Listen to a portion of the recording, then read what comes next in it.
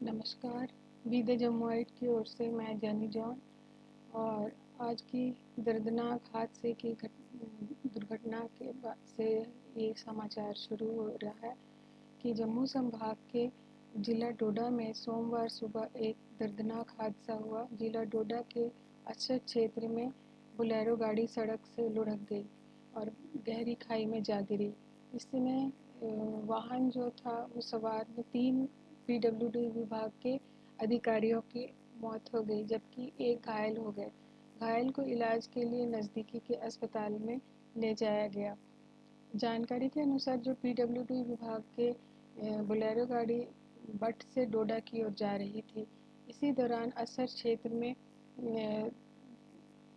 त्रिंगल पुल के पास वाहन अनियंत्रित हो गई और करीब 300 फीट नीचे खाई में जाकर लुढ़क गई और वाहन में 4 लोग सवार थे और उसमें से 3 मौके पर ही मौत हो गई और एक घायल हैं जिन्हें अस्पताल में अभी इलाज चल रहा है। हादसे में पुंछ के रहने वाले XIL पीडब्ल्यूडी मोहम्मद रफ़ीक और एनबी विभाग के AEE DVR हाफिज़ के मौके पर ही मौत हो गई। वहीं SI पीडब्ल्यूडी डोडा सुरेश कुमार घायल हुए, जिनका इलाज अस्पताल में चल रहा है। जम्मू कश्मीर के उपराज्यपाल मनोज सिन्हा ने असर सड़क हादसे पर दुख जताया और उन्होंने कहा, डोडा में हुए हादसे में लोगों की मौत से आहत हूँ। शोक संतप्त परिवारों में के प्रति मेरी गहरी संवेदना है। घायलों को शीघ्र स्वस्थ होने की कामना करता हूँ। जिला प्रशासन को हर संभव सहायता दिए जाने का निर्देश देता हूँ। उन्होंने इस तरह से निर्देश दिया। तो ये पिछले वीडियो में आपने देखा होगा कि डोडा में एक और एक्सीडेंट हर 15 दिन पर अब ये एक्सीडेंट का चलन हो चुका है और वहाँ पर लोग जब घर से निकलते हैं तो वो नहीं जान पाते कि वो पूरी तरह से डोडा अंतिम यात्रा तक पहुंच पाएंगे कि नहीं। उनकी ज़िंदगी का इतना खतरा बना हुआ है। और हमारे जो पिछले बार गुलाम नबी आज़ाद जो मंत्री हैं थे कांग्रेस के, वो उन्होंने दुख जाहिर किया और वहाँ पे दुर्घटना स्थल पर भी वहाँ पहुंचकर उन्होंने अपना अफसोस जाहिर किया था।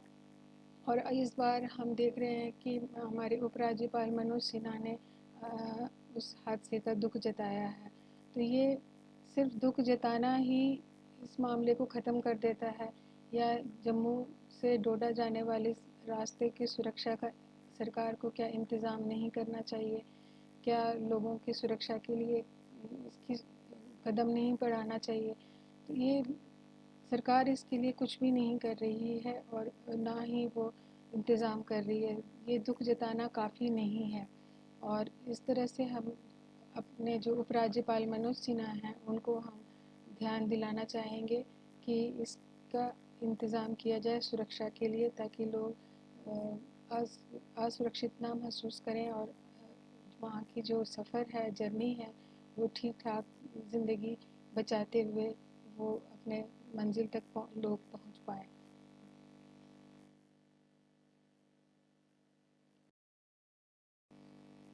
जम्मू कश्मीर पुलिस विभाग में सब इंस्पेक्टर भर्ती घोटाले में सीबीआई ने 77 ठिकानों पर छापे मारे और 20 आरोपियों की गिरफ्तारी के बाद शनिवार को विशेष अदालत में पहली चार्जशीट पेश कर दी है। सीबीआई ने 24 लोगों को आरोपी बनाया, जिसमें बीएसएफ कमांडेंट, सीआरपीएफ के 6 कर्मी, एक पुलिस की सहायक सब इंस्पेक्टर, 3 पुलिस कर्मी, एक सीआरपीएफ का पूर्व कर्मी और एक शिक्षक भी शामिल है। और इसकी जांच एजेंसी में 100 लोगों को गवाह बनाया गया। जम्मू कश्मीर सेवा चयन बोर्ड के अधिकारियों की भूमिका एक पर भी शक की सुई घूम रही है। इस शक को पुख्ता कर आधार मिलते हैं, अधिकारियों की गिरफ्तारी हो सकती है। फिलहाल इस एंगल पर जांच चल रही है। सीबीआई ने 3 अगस्त 2022 को मामला दर्ज करने के बाद जम्मू कश्मीर, हरियाणा, दिल्ली, बेंगलुरु JKSSB अधिकारियों के घरों समेत कुल 77 ठिकानों पर छापा मारे।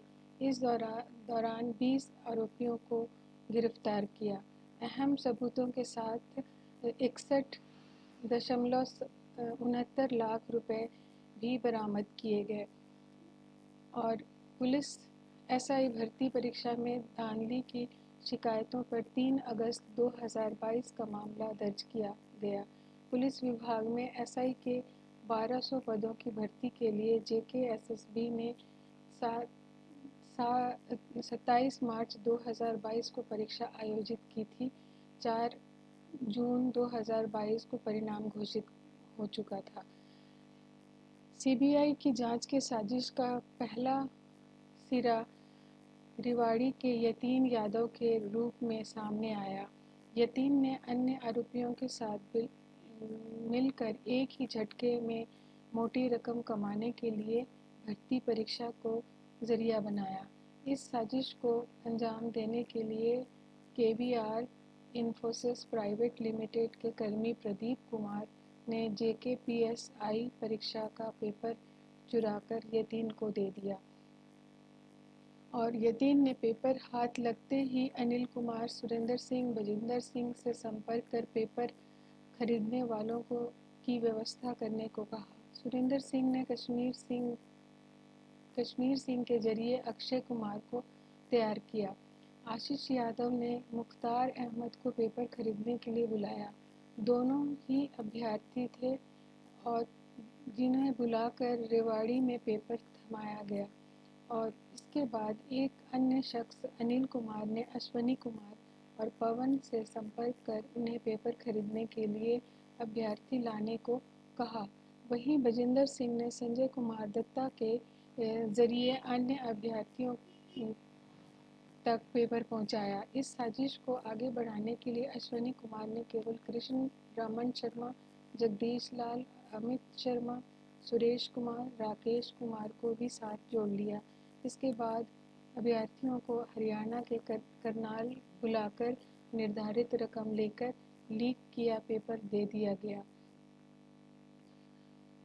अभ्यर्थियों को पेपर देने के लिए अशोक पंडित, आशीष यादव और सुरेंद्र ने होटल बुक कर अभ्यर्थियों को पेपर बांटने का काम किया। इसके बाद पेपर को जम्मू के गंग्याल में अश्वनी कुमार और आरोपियों ने अभ्यर्थी तक पहुंचाया। लीक हुआ पेपर एक एक कर कई अभ्यर्थियों के हाथों में पहुंच रहा था। इसी दौरान जगदीश लाल भी साजिश में शामिल हो गए। इसके बाद BSF commandant doctor Karnail Singh, Shubham काला और अन्य लोग भी शामिल हो गए। लीक पेपर BSF कमांडेंट के घर से ही वितरित किया गया था, जिसमें जय सूर्या शर्मा, तरसेम लाल और विकास शर्मा भी शामिल हुए। इस तरह से ये जो है हमने पिछले वीडियो में भी करनैल सिंह के घर पर ही पेपर हो रहा था, तो ये हम सुन चुके हैं और इसके साथ ही आगे इसकी जांच एजेंसियों ने इस तरह से कार्रवाई कर रही और अब भी लगी हुई है। जम्मू कश्मीर के शोपियां से सुरक्षा बल के जवानों ने एक पाकिस्तानी आतंकी को मार गिराया। कमरान भाई उर्फ हनीस नाम का ये आतंकी जैश-ए मोहम्मद के लिए काम कर रहा था। ये आतंकी जम्मू कश्मीर के कुलगाम और शोपियां में काफ़ी एक्टिव था और जम्मू कश्मीर पुलिस के मुताबिक कारगिल एरिया में घेराबंदी की गई और उसके बाद आतंकी और जवानों के बीच मुठभेड़ चली और जवानों ने उस आतंकी को मार ढेर कर दिया। अपराध नियंत्रण करने के लिए पुलिस का एक विशेष शाखा क्राइम ब्रांच के DSP को एंटी करप्शन ब्यूरो ने रिश्वत लेते रंगे हाथ गिरफ्तार कर लिया। शिकायत के अनुसार DSP बरविंदर सिंह काटल ने पिता और पुत्र के बीच चल रहे संपत्ति विवाद की जांच बंद करने के लिए 50,000 रुपये की रिश्वत मांगी थी। इस शुक्रवार को जम्मू के बाहू प्लाजा के बाहर DSP को ACB की टीम ने जाल बिछाकर पकड़ लिया। वरिंदर सिंह मूल रूप से किश्तवाड़ और इस समय जम्मू के त्रिकुटा नगर में रहते हैं। वो पुलिस महकमे में बतौर सब इंस्पेक्टर के तौर पर भर्ती हुए थे। सबसे पहले उन्होंने पोस्टिंग बतौर प्रोबेशनर सब इंस्पेक्टर RS पूरा हुई थी। इसके बाद ये जम्मू के दोमाना, बड़ी ब्राह्मणा और किश्तवाड़ पुलिस स्टेशन में SHO के तौर पर तैनात रहे। इस समय उनकी तैनाती SSP क्राइम ब्रांच जम्मू के कार्यालय में बतौर DSP है। सूत्रों के अनुसार ACB जम्मू के पास एक व्यक्ति ने शिकायत दर्ज कराई, बताया कि उसके और उसके पिता के बीच संपत्ति का विवाद चल रहा है। इस मामले में जम्मू क्राइम ब्रांच के पास है और जिसकी जांच DSP वरिंदर सिंह काटल के पास है और वो DSP इस मामले में जांच को बंद करने के लिए उससे 50,000 रुपये की रिश्वत मांग रहा है। ACB ने टीम बनाई और DSP को रंगे हाथ पकड़ने के लिए जाल बिछाया। शुक्रवार शिकायतकर्ता ने DSP को उक्त पैसे देने के लिए बाहू प्लाजा बुलाया।